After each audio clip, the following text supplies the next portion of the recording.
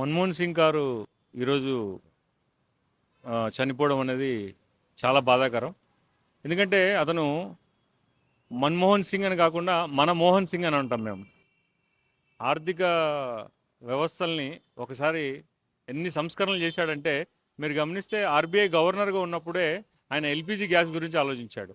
RBI governor అయిన తర్వాత ప్రణాళిక సంఘం చైర్మన్గా వచ్చి మన భారతదేశ ఆర్థిక వ్యవస్థకి ఒక దిక్సూచి, మా భాషలో లైట్ హౌస్ అంటే భారతదేశ ఆర్థిక వ్యవస్థను ఇలా కూడా మనం బాగు చేయొచ్చు అని నేర్పించి మన అందరికీ అతను ఒక అంటే దిక్సూచిలాగా చిరునవ్వుతోనే, మాటలతో కాదు. చాలామంది అనేవాళ్ళు రబ్బర్ స్టాంప్ అని, లేదంటే అతను ఏం మాట్లాడని.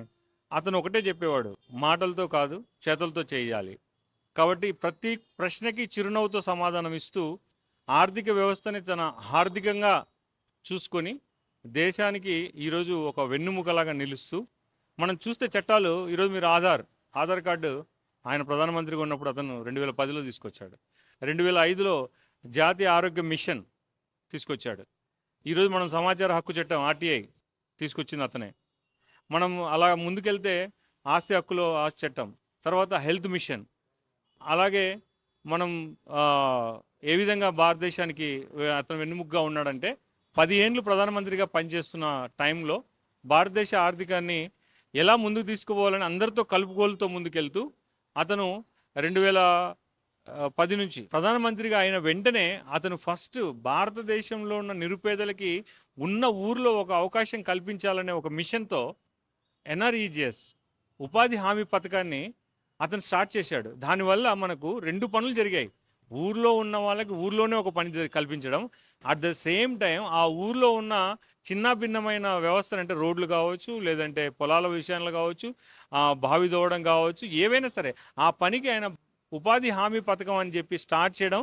ముఖ్యంగా అలాంటి గొప్ప పనిని మన రాష్ట్రంలో మన అనంతపూర్ జిల్లాలో మొదలు పెట్టడం అనేది చాలా విశిష్టమైన విషయం.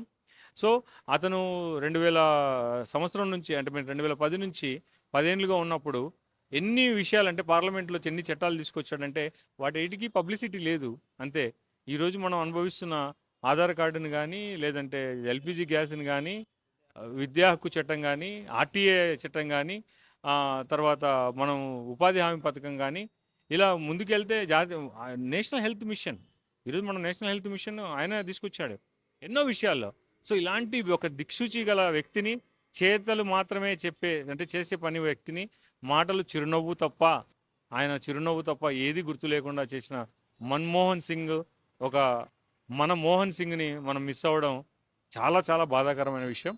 ఆర్థిక వ్యవస్థని ఇలా కూడా చేయొచ్చని నేర్పించిన ఒక దిక్సూచిని మనం కోల్పోయాం. సో భారతదేశానికి ఇది ఒక చీకటి రోజు అని మనం అనిపిస్తుంది. భారత మాజీ ప్రధానమంత్రి డాక్టర్ మన్మోహన్ సింగ్ గారు మరి చనిపోయారు. ఆయనకు భారత కమ్యూనిస్ట్ పార్టీ సిపిఐ తరఫున సంతాపాన్ని తెలియజేస్తాం.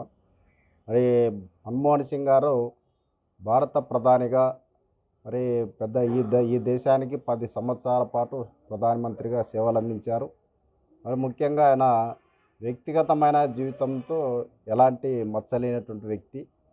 మరి ప్రధానంగా ఆయన ప్రధానమైనటువంటి ఈ దేశ రాజకీయాల్లో ఒక భారత ప్రధానిగా 10 సంవత్సరాలు పనిచేసినటువంటి అనుభవం పొందినటువంటి వ్యక్తిగా మన్మోహన్ సింగ్ గారు పేరు పొందారు. ముఖ్యంగా ఆయన నిస్వార్థంగా మరి ఈ దేశంలో మరి ఆనాడున్నటువంటి మతోన్మాద రాజకీయాలకు వ్యతిరేకంగా ఏర్పడినటువంటి UPA 1 గవర్నమెంట్లో ఆయన ప్రధానిగా ఎన్నుకోబడ్డారు. మరి సౌమ్యుడు కూడా, దేశ రాజకీయాల్లో ఒక సౌమ్యుడు, మరి ఒక నిగర్వి, మరి అందరి అభిప్రాయాలను కూడా మరి సావధానంగా వినేటువంటి వ్యక్తి, మరి దేశ ప్రధానికి మరి అన్ని అర్హతలు ఉన్నటువంటి వ్యక్తి. ఆయన మరణించడం అనేది మన భారతదేశ రాజకీయాల్లో మరి ఆయన యొక్క మరణం ఒక తీవ్రమైనటువంటి లోటు అని చెప్పేసి సందర్భంగా సిపిఐ తరఫున సంతాపాన్ని తెలియజేస్తాం. మరిన్ని వీడియోస్ కోసం ఛానల్ ని సబ్స్క్రైబ్ చేయండి. లేటెస్ట్ అప్డేట్స్ కోసం వాట్సాప్ ఛానల్ ని ఫాలో అవ్వండి. ఆ లింక్ డిస్క్రిప్షన్ లో ఉంది.